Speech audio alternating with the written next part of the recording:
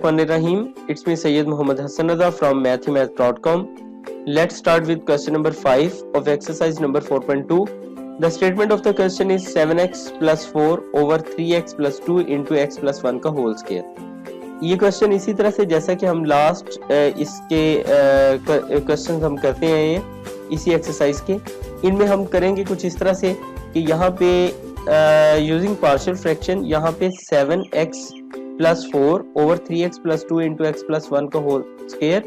तो ये जो 3x प्लस 2 है, 3x प्लस 2 a के डिनोमिनेटर में आ जाएगा। अब यहाँ पे ये जो x प्लस 1 का होल स्क्वायर है ये b ओवर x प्लस 1 और c ओवर x प्लस 1 का होल स्क्वायर, यानी ये जो देखें अगर इसकी पावर क्यूब होती तो ये d ओवर x प्लस 1, यानी जब तक पावर पूरी ना होती जाए तब तक हम इसे प्रोसीड करते रहेंगे।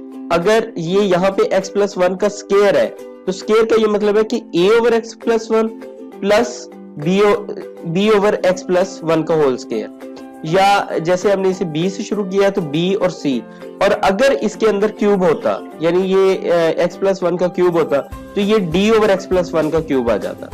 चलिए इसे नेक्स्ट सॉल्व करते हैं। यहाँ पे 3x plus 2 into X plus 1 का होल स्क्वायर, इसको हम इक्वेशन के दोनों साइड पे मल्टीप्लाई करते हैं।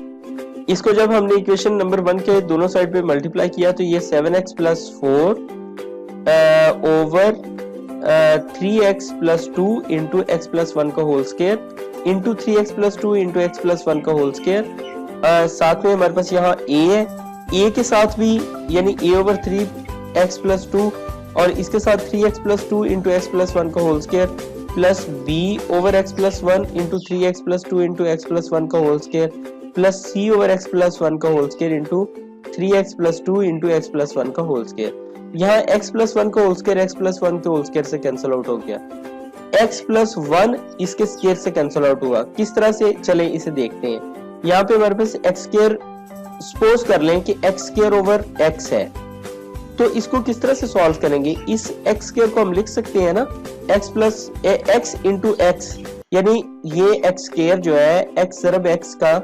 कॉम्बिनेशन है ओवर x। अब यहाँ पे एक x इस x से कैंसिल आउट हो गया, बाकी हमारे पास x रह गया। तो यहाँ पे अगर हम x को इसके स्क्वायर से कैंसिल आउट कर देते तो भी x रह जाता। तो यहाँ से हमें यह पता चलता है कि अगर बिल्कुल इसी तरह से एक यानी जैसे x प्लस 1 यहाँ था और ये x प्लस 1 के होल स्क्वायर के साथ हम इसे कैंसिल आउट इस तरह से करेंगे कि यहाँ x प्लस 1 इसके होल स्क्वायर से कैंसिल आउट, सिर्फ स्क्वायर से कैंसिल आउट हो गया, तो यहाँ पे हमारे पास बाकी x प्लस 1 ही रह जाएगा।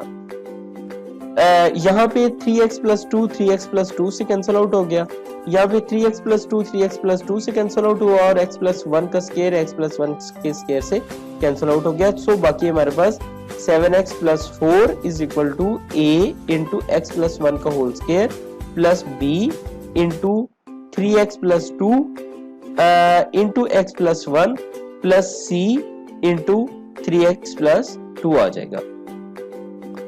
अब यहाँ पे इसको हम इस स्क्वायर को ओपन कर लेते हैं और इस इक्वेशन को मजीद थोड़ा सिंप्लीफाई कर लेते हैं। तो यहाँ पे x प्लस 1 का होल स्क्वायर, सबसे पहले तो ये इसी तरह से जैसे कि a प्लस b का होल स्क्वायर, तो ये आ जाएगा a square plus b square plus 2 into a into b, तो ये आ जाएगा x square plus 1 square plus 2 into x into 1 plus b into ये 3x जब x से मल्टीप्लाई होगा तो 3x स्क्वायर आ जाएगा, 3x 1 से मल्टीप्लाई होगा तो 3x आ जाएगा, फिर ये 2x से मल्टीप्लाई होगा तो ये 2x आ जाएगा, फिर 2 1 से मल्टीप्लाई होगा तो ये हमारे पास 2 आ जाएगा, plus c into 3x plus 2 इसी तरह से आ जाएगा।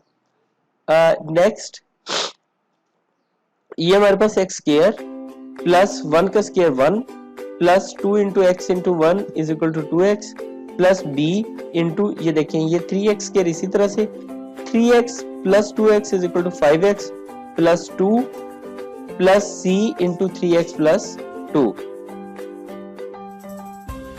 नेक्स्ट ये हमारे पास 7x plus 4 is equal to a, अब इन तीनों एलिमेंट्स के साथ मल्टीप्लाई हुआ ax square plus a plus 2ax plus 3 b, अब इन तीनों एलिमेंट्स के साथ मल्टीप्लाई होगा तो ये 3bx स्क्वायर यानी ये 3 b x square 5bx plus 2b plus 3 into C के साथ ये मल्टीप्लाई हुआ तो 3cx प्लस c, अब 2 के साथ मल्टीप्लाई होगा तो 2c आ जाएगा।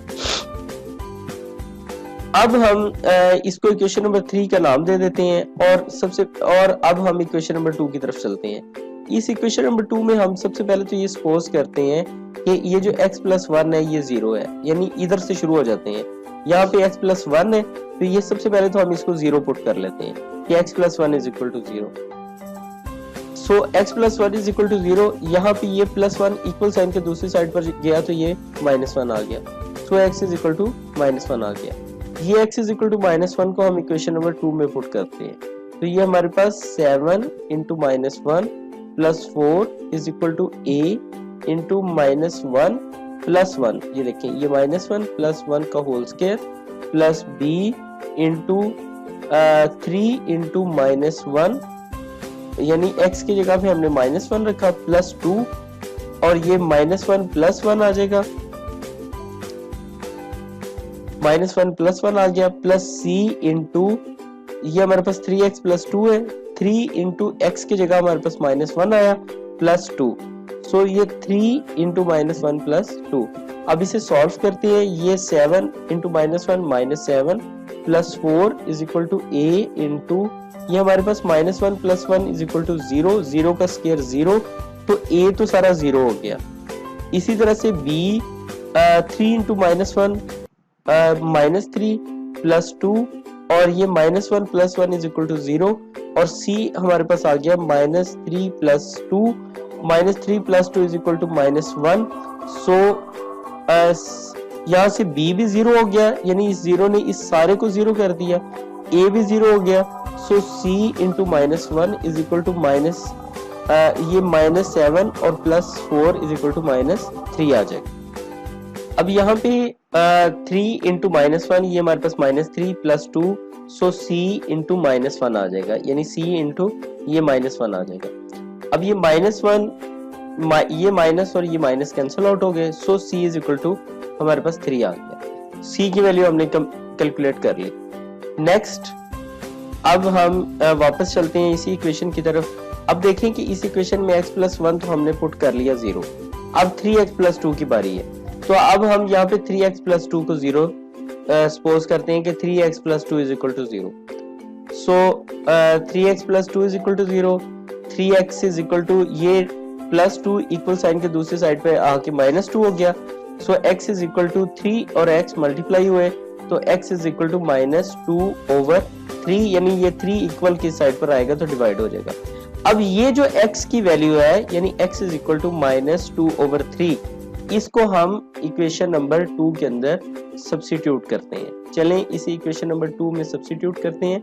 हमारे पास इक्वेशन नंबर 2 है 7x प्लस 4 7 के साथ x की value -2/3 plus 4 is equal to a into -2/3 plus 1 plus b into ये हमारे पास 3 इंटू x की जगह पे -2/3 आएगा, यानी ये -2/3 प्लस 2 इंटू यहाँ पे हमारे पास -2/3 plus 1 plus c into 3 into -2/3 plus 2, यानी ये 3 इंटू 3x है ना, तो ये 3 इंटू एक्स की जगह पे -2/3 आ गया।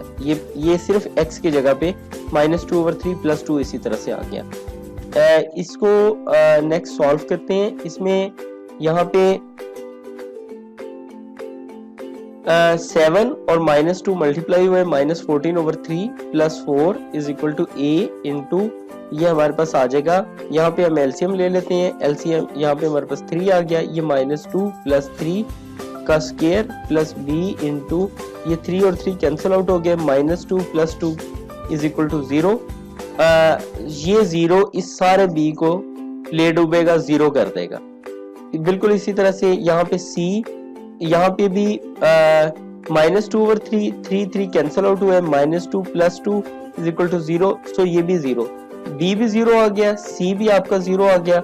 अब a के साथ हमारे पास सिंपल ये आ रहा है कि जी -2 + 3, -2 + 3 इज इक्वल टू 1, यानी -2 + 3 इज इक्वल टू 1। सो ये 1/3 का होल स्क्वायर, सो 1/3 का whole square is equal to 1/9 is equal to, यहाँ पे भी हम एलसीएम लेते हैं इक्वेशन की साइड पर। जब यहाँ पे एलसीएम लिया ये 3 आया और ये -12, ये 3 4 के साथ मल्टीप्लाई होगा तो 12 आ जाएगा। तो ये अब हमारे पास -14 + 12 is equal to -2/3 is equal to a into 1/9। अब ये 9 यहाँ डिवाइड हो रहा है, ये इक्वल साइन के इस साइड पर जाएगा तो मल्टीप्लाई हो जाएगा, तो यानी यहाँ डिनोमिनेटर में है, यहाँ न्यूमिनेटर में चला जाएगा। So a is equal to -2/3 into 9, 3 और 9 कैंसल आउट हुए तो हमारे पास बाकी 3 आया, 3 आया, ये 3 -2 के साथ मल्टीप्लाई होगा तो a इज इक्वल टू -6 आ जाएगा। अब देखें हम यहाँ पे a की वैल्यू भी कंप्यूट कर चुके हैं, a के साथ हम यहाँ c की वैल्यू भी कंप्यूट कर चुके हैं, और अब हमें सिर्फ b की वैल्यू चाहिए। b की वैल्यू के लिए अब हम चलते हैं अपनी इस इक्वेशन की तरफ, क्योंकि अब अगर आप यहाँ देखें, यहाँ पे हमारे पास x + 1 है और 3x + 2 है, फिर x + 1 है, फिर 3x + 2 है। तो अब हम x + 1 और 3x + 2 को तो 0 पुट कर चुके, तो अब हमारे पास कोई ऑप्शन नहीं है सिवाय इसके कि हम इक्वेशन नंबर 3 में जाएं और यहाँ जाके हम x² की कोफिशिएंट्स को कंपेयर कर लें। तो यहाँ पे अगर हम x² की कोफिशिएंट देखें तो यहाँ पे 0 है, यहाँ पे सिर्फ a है, यहाँ पे x² के साथ सिर्फ 3b है। तो अब हमारे पास आ जाएगा 0 is equal to a + 3b, ये आ जाएगा